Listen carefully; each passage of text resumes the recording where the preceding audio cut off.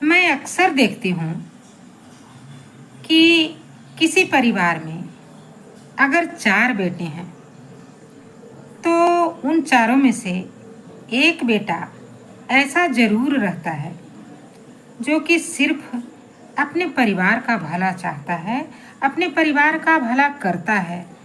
और यहाँ तक उस बेटे का अपनी पत्नी के साथ भी संबंध खराब होते हैं। ना तो वो अपनी पत्नी की सुनता है और ना अपने बच्चों के बारे में सोचता है। परिवार का भला करते करते अपनी ज़िंदगी में इतना बुरा कर लेता है कि कुछ पूछिए मत, उसकी ज़िंदगी खराब हो जाती है।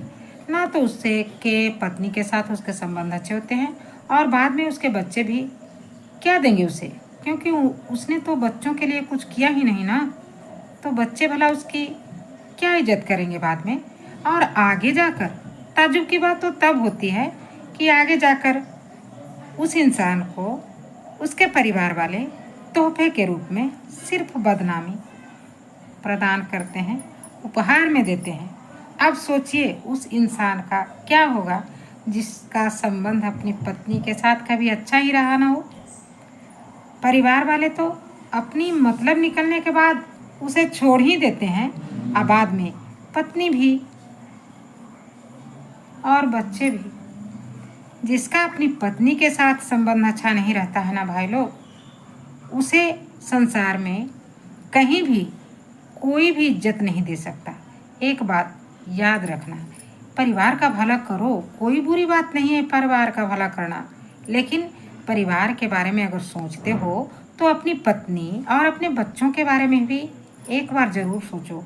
क्योंकि परिवार वालों के पास तो और लोग होते हैं। तुम्हारी मम्मी के लिए तुम्हारे पापा हैं, तुम्हारी भाभी के लिए तुम्हारे भैया हैं, तुम्हारी बहन के लिए तुम्हारे जीजा हैं, और छोटा भाई के लिए तुम्हारे माँ बाप हैं। तुम्हारी पत्नी के लिए तुम्हारे अलावा कोई नहीं होता उस घर में, और तुम्हारे बच्चे के लिए तुम पिता हो। पिता सभी लोग नहीं बन सकते, इसलिए परिवार का भला करो, लेकिन अपनी पत्नी और बच्चों का भी भला ज़रूर सोचना।